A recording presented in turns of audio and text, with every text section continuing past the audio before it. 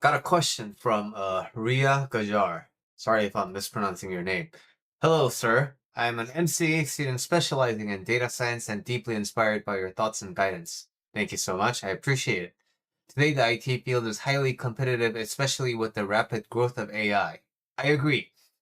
I would be grateful if you could guide me on how to find small online projects, gain practical experience, earn income while continuing my studies, and build a successful career in the IT field.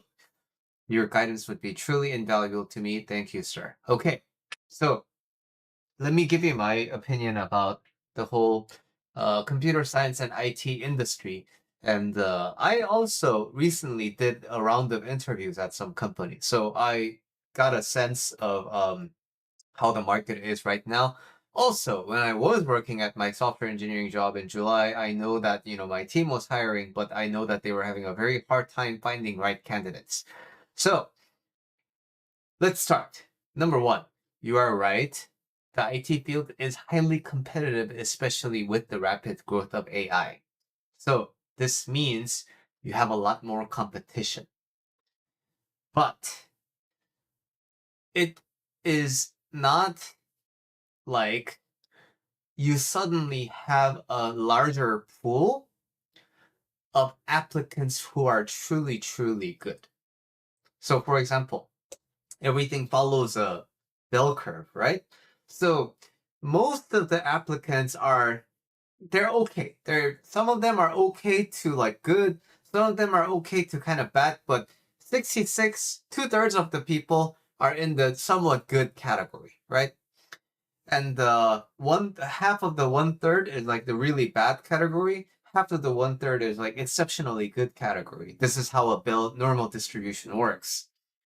You would think that AI has amplified the bell curve so that it shifts to the right, so that you have more highly qualified people, so that your competition at the top tier is a little bit higher. But actually, from my experience, it's the opposite. AI has made programming very accessible. That means a lot more people got into the field.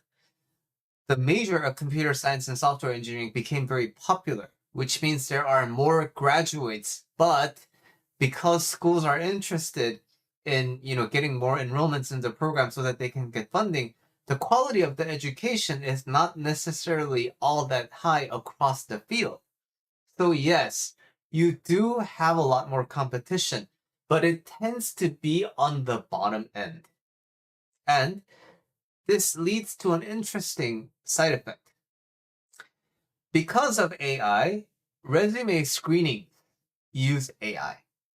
So if your resume doesn't contain a keyword, if your resume doesn't follow a specific thing that the AI is expecting, it's very highly likely that the resume won't even make it to the recruiter because it's filtered by the automatic system. But why do we need such an automatic system in the first place? Because the number of applications have skyrocketed because everybody can say that I do software engineering, right? So, whereas before the recruiter's inbox may be this high, after the AI, recruiters' inbox are like this, and they can't realistically review all the resumes, which is why they need to use the sorting kind of a AI program to weed through the resumes. So you might have exceptional talent, but if your resume is not in the right format that the AI is expecting, then chances are your recruiter won't even get to see the resume. So this is why you have all these people who rely on AI to write a good, well formatted resume, but then now you get to the interviews. Because of the reliance on AI, people can't really live code anymore. Now, I don't believe that live coding is a good indicator of job performance. I think as software engineers, we kind of thrive in copy and paste, and Googling is seriously like a big part of our job that we need to be good at information retrieval, what to search for to solve our problems. But regardless of what I think, the industry standard in America is to do live coding. Now, when you go on Zoom and you have people share their screen and live code, or just not even live code, ask them algorithm questions and data structure questions, you find that it's very difficult for them to keep looking at the camera and just answer straightforward. Why? Because they usually have a secondary screen looking at ChatGPT. And you think that's not obvious, but then when you have a cell phone in front that reads that listens to the message and the text auto updates, it's fairly easy to detect. So we have all these applicants who look good on paper, but then it's very difficult to find the candidate who can actually perform under traditional interview settings. So this is why the job market is really difficult, both in terms of the applicants and for the hiring part. It really sucks. So that is the reality. And now I want to actually answer your question. How to find small online projects and gain practical experience. Now, I think this may not be what you really want to hear, but I think the best way to find online projects and gain practical experiences is to work for free. Now, I'm not saying your time isn't worth your time isn't worth getting paid for. I'm sure that you have exceptional skills that you have developed at school. But the thing is, at this point in time, the amount of time you spend not working is going to be a very big liability. So even if it comes at a monetary downside, when you're looking at it from the future investment perspective, it is so much preferable to actually work on projects. Now, not all companies will be willing to hire you for no money, but where they do need a lot of online projects is the nonprofit space. So if you can Google a small online operating nonprofits and ask them if you have any software engineering needs, if you have any data science needs, you would be happy to work on some real life projects for them.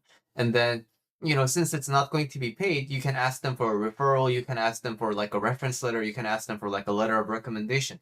So also, a lot of networking is through word of mouth. So if you do a good job at a certain nonprofit, chances are you're going to be referred to other nonprofits that need your expertise. So not a lot of people are willing to do this because they want to make money as soon as possible, which I think is, don't get me wrong, I want you to make money too, right? But realistically, if you are having a difficult time finding a job, then we have to recognize that, again, it's my opinion, but the amount of time that you don't spend working on a project is a big liability because companies want to hire you when you have recent projects that you have worked on, right? And so that is the online projects and the practical experience part. But now, how do you earn income while continuing your studies? My personal opinion and something that worked well for me is to work at a job at the school. So I worked at so I went to Cornell University, and Cornell University has a small department that actually is responsible for the all website designs and all website maintenance of all the department websites and of all the faculty sites and admin sites. So in that department, I worked at, and it wasn't for like a great amount of money, but like, hey, it was a good part-time job for a student. But also, it gave me the technical skills. It gave me the opportunity to practice my technical skills, and it gave me the opportunity to experience school from a different perspective.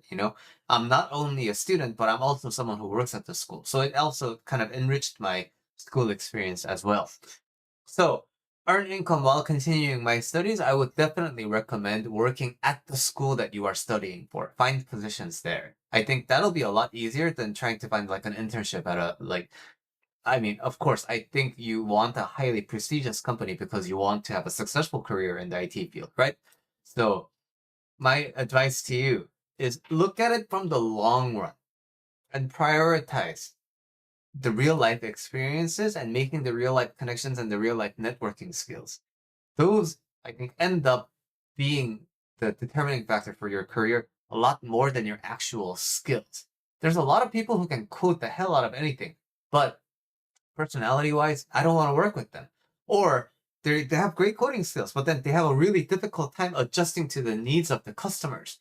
Software engineering, seems like it's all about just looking at computers, but there's actually a lot more human element involved. And I would love it if you become a computer scientist slash software engineer who focuses more on those parts, especially because you find my thoughts and guidance meaningful. Hey, it means a lot to me. So that's my somewhat long advice to you, and best of luck. Let me know if you have any questions.